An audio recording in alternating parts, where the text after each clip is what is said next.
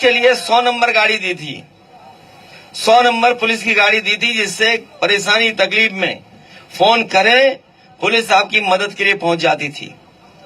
लेकिन 100 नंबर से 112 तो कर दिया, लेकिन जो बढ़ानी थी गाड़ी वो नहीं बढ़ाई। और जब से नंबर बढ़ा है तो पुलिस को लगा कि सरकार ने नंबर इसलिए बढ़ा दिया कि उन्हें भी अपनी वसूली बढ़ा देनी चाहिए। और आपने महसूस किया होगा कि पुलिस का अन्याय भी बहुत बड़ा है। पुलिस का अन्याय बढ़ करके न जाने कहां पहुंच गया। इसी तरह हमारे नौजवानों को पता होगा कि समाजवादी सरकार थी, पुलिस भर्ती में हम लोगों ने 10वां 12वां पास और दौड़ के दिखा दो, अपने आप पुलिस में भर्ती हो जाते थे। कहीं कोई भेदभाव, कोई हेराफेरी नहीं थी। और एक भी भर्ती पर जो मेरिट वाली भर्ती थे उंगली नहीं उठा पाई सरकार, और कम समय में भर्ती करा करके दिखा दी। लेकिन जब से बीजेपी की सरकार आई है, हर पेपर लीक हो गया है। कोई परीक्षा नहीं करा पाए, कोई परीक्षा नहीं करा पाए, हर पेपर लीक हुआ है, हर पेपर लीक है। और पेपर लीक होने के बाद, पेपर जो लीक हुए हैं, अभी जमीन पे आएंगे तो रुक जाओ, अभी थोड़ी बात पे। अरे रुक जा, जमीन घेर ली, रुक जा। अभी जो पेपर लीक हुए, अरे रुक जा भाई, दबंगों लिख के दे दे तो देखें कौन दबंग है। अरे भाई लिख के देगा नहीं तो हम कहां आसमान से जमीन ला देंगे। अभी तो लिख के दो, अभी लिख के देना। तो जो पेपर लीक हुआ, कोई एक पहला पेपर लीक नहीं हुआ। इस सरकार में 10 पेपर लीक हुए और परीक्षाएं नहीं दे पाए, और नौजवान भटकता रहा, मेहनत करता रहा, तैयारी करता रहा। यहां भी हो सकता है कुछ नौजवान हो जिन्होंने परीक्षा लिखी हो और उनका पेपर लीक होने की वजह से वो नौकरी नहीं पा पाए हैं। जो सरकार दावा करती थी और पुलिस का इंतजाम किया कि पेपर लीक नहीं होगा, और पेपर लीक हो गया। ये याद रखना साथियों, सरकार जानबूझ करके पेपर लीक कर रही है, और इसलिए करा रही है क्योंकि नौकरी न देनी पड़े। अगर नौकरी देनी पड़ेगी तो आरक्षण देना पड़ेगा, इन्हें आरक्षण न देना पड़े, इसलिए जानबूझ करके नौकरी के पेपर लीक कराने का काम कर रहे हैं।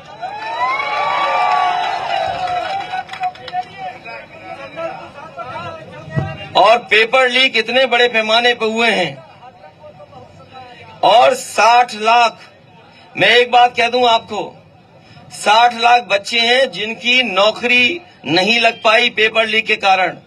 और उनके परिवार के अलग हम 3 सदस्यों को मान लें तो 60 गुणा 3, 1 करोड़ 80 लाख।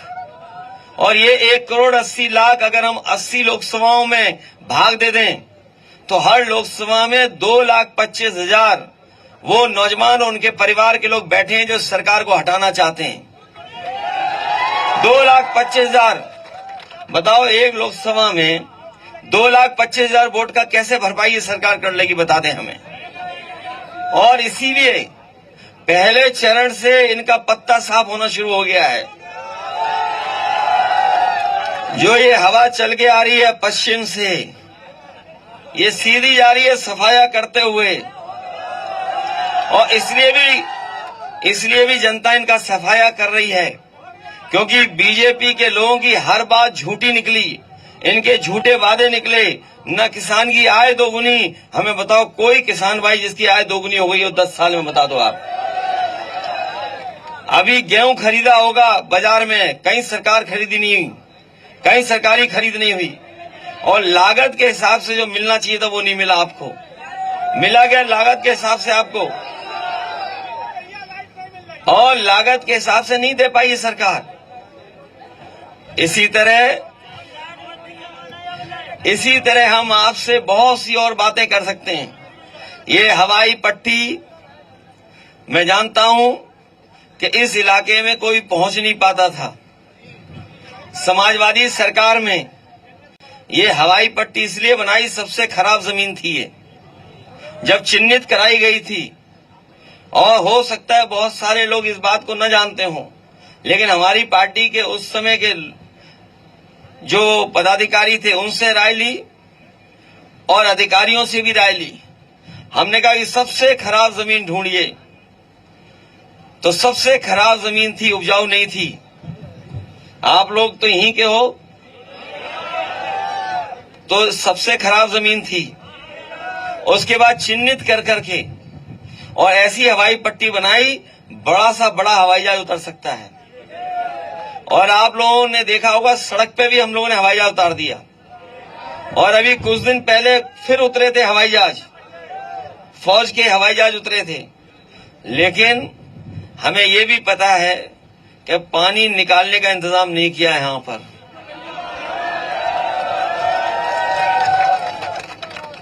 मैं अपने तमाम किसान भाइयों को और जिनके नुकसान हो रहा है, इधर पानी भराव के कारण उनका नुकसान हो रहा है, सबसे पहला काम होगा इसका पानी निकालने का इंतजाम हम लोग करने का काम करेंगे। चाहे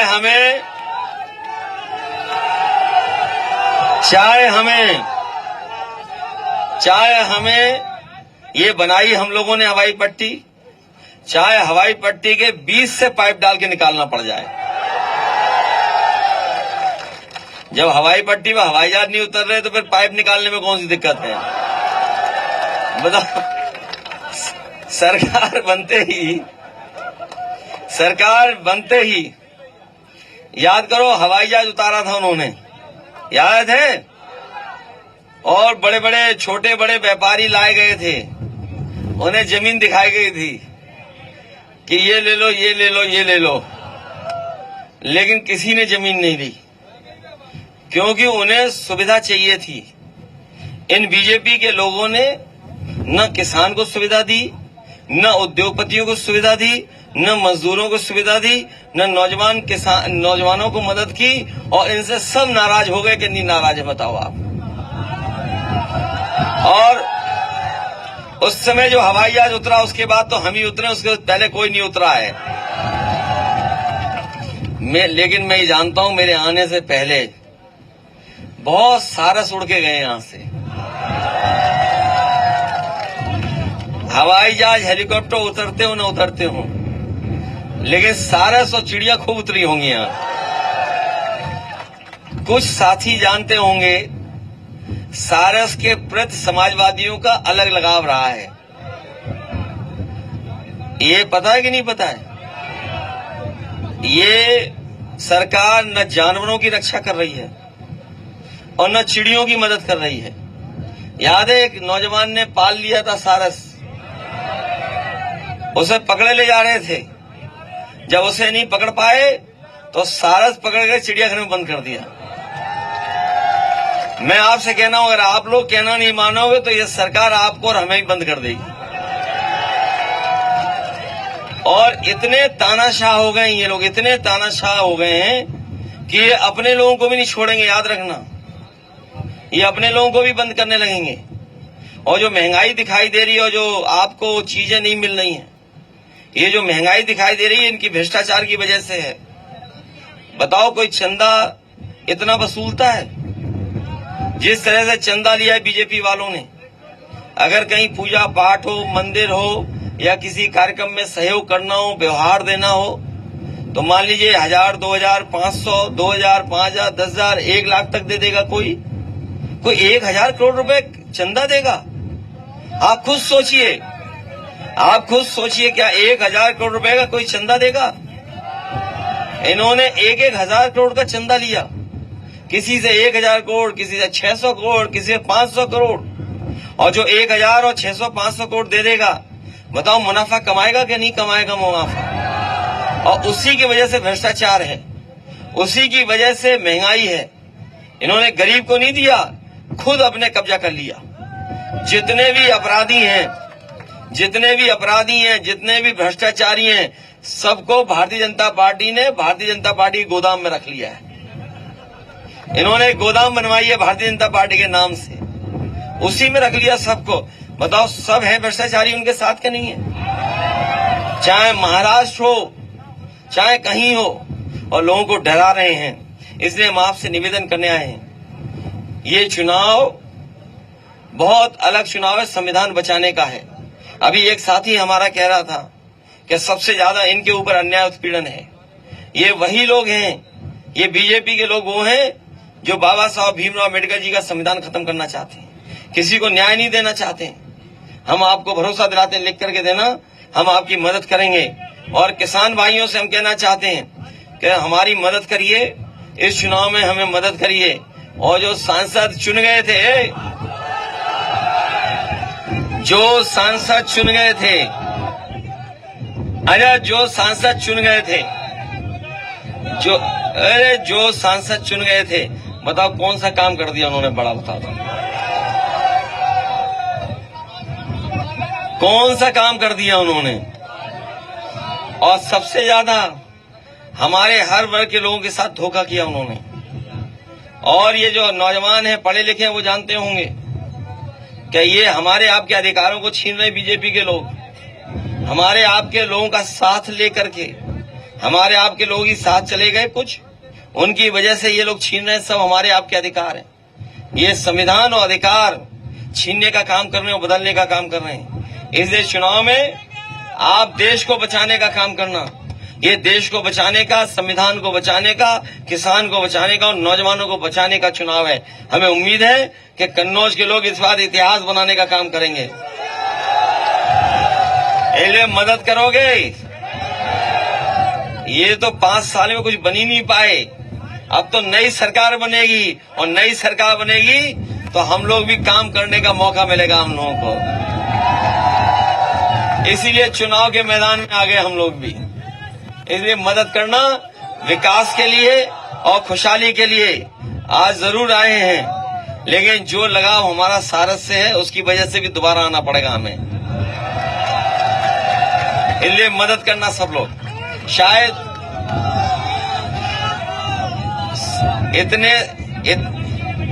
इतने सारस तो कहीं नहीं दिखाई देंगे। अच्छा, कितने लोग जानते हैं ये सारस किसका, उत्तर प्रदेश का क्या है चिड़िया, ये बताओ? है राजपक्षी है, ये पता है? अच्छा, तब ठीक है, चलिए, बहुत धन्यवाद। हमें